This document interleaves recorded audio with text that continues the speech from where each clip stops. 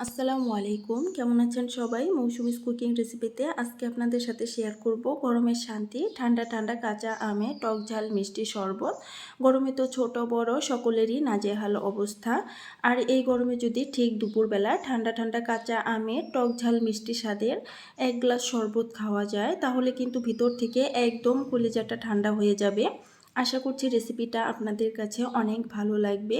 আর ভালো লাগলে কিন্তু অবশ্যই আমার চ্যানেলটাকে সাবস্ক্রাইব করে দিবেন। শরবত তৈরি করার জন্য এইখানে একটা কাঁচা আম নিয়েছি। আমের খোসা ছাড়িয়ে আমি ছোট ছোট পিসেস করে কেটে নেব এবং পানি দিয়ে ভালো মতো ধুয়ে নেব।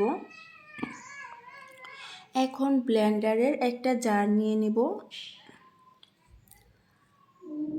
আমের পিসেসগুলো এখানে আমি দিয়ে দিব। দিয়ে দিলাম 3টা কাঁচামরিচ, দিয়ে দিলাম ধনিয়া পাতা। ধনিয়া পাতা দিলে শরবতের কালারটা সুন্দর আসবে এবং খেতেও ভালো লাগবে। দিয়ে দিলাম 2 ফালি লেবুর রস। চিনি দিয়ে দিব হাফ কাপেরও কম। চিনির পরিমাণটা এখানে আমের টক অনুযায়ী দিয়ে দিবেন। এখানে আমি দিয়ে দিলাম লবণ, দিয়ে দিলাম সামান্য বিট লবণ। এখন অল্প পরিমাণে পানি দিয়ে এগুলোকে আমি ব্লেন্ড করে নেব।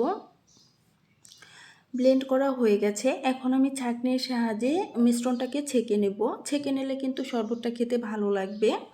আশা করছি শরবতের এই রেসিপিটা আপনাদের কাছে ভালো লেগেছে। ভালো লাগলে কিন্তু আবারও রিকোয়েস্ট করব, আপনারা যারা আমার চ্যানেলে নতুন আছেন, আমার চ্যানেলটাকে সাবস্ক্রাইব করেননি, তাদেরকে রিকোয়েস্ট করব আমার চ্যানেলটাকে সাবস্ক্রাইব করে দিবেন, লাইক কমেন্ট শেয়ার করবেন।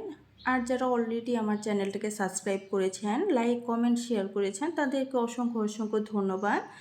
আমার এই মিশ্রণটা ছেঁকে নেওয়া হয়ে গেছে। পরিমাণ মতো ঠান্ডা পানি দিয়ে আমি এখানে শরবতটা পরিবেশন করছি।